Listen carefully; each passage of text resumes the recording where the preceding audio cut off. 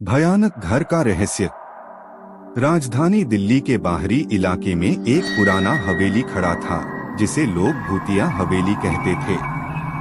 यहाँ कोई भी रात के वक्त जाने की हिम्मत नहीं करता था।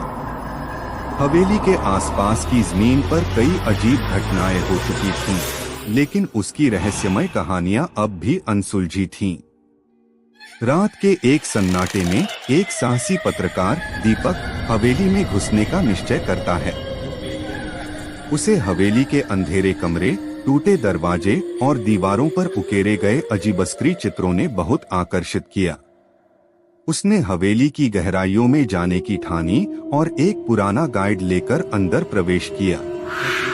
दीपक के गाइड ने उसे बताया कि हवेली में एक बार एक अमीर जमींदार परिवार रहता था, लेकिन अचानक सभी लोग गायब हो गए।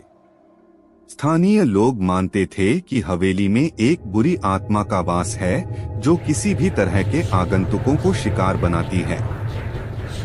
दीपक हवेली की पहली मंजिल पर पहुंचा और उसने एक दरवाजा खोला।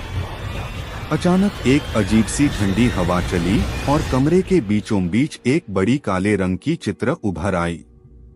चित्र में एक बुरी शक्ल की औरत और कई छोटे छोटे बच्चे नजर आ रहे थे। दीपक के मन में डर की लहर दौड़ गई, लेकिन उसने हिम्मत नहीं हारी।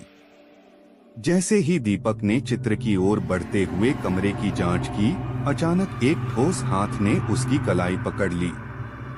दीपक की चीखें हवेली की खामोशी में गुम हो गईं। उसने देखा कि एक काले वस्त्र में ढकी हुई आत्मा उसकी ओर बढ़ रही थी। उसकी आंखें आग की तरह जल रही थीं। दीपक ने कोशिश की कि वह भाग सके, लेकिन आत्मा ने उसे अपनी जकड़ में ले लिया।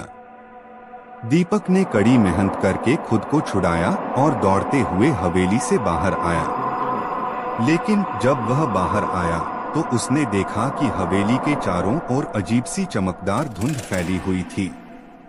और सबसे डरावना दृश्य था, हवेली की खिड़कियों से उन बच्चों की मासूमियत भरी आंखें बाहर देख रही थीं, जो कभी इस हवेली में रहते थे। रात बीती और दीपक ने अपनी जान बचाने के लिए हवेली से दूर भागने का निश्चय किया। अगले दिन हवेली की काले रहस्यों और बुरी आत्मा की कहानियां पूरे शहर में फैल गईं। दीपक ने अपने अनुभवों को एक किताब में लिखा, लेकिन हवेली का रहस्य आज भी वैसा ही अंधेरे में डूबा हुआ है और कोई भी उसे छूने की हिम्मत नहीं करता। इस तरह हवेली की कहानी और उसकी आत्माओं की दहशत अब भी लोगों को रात के अंधेरे में सिहरन देती है।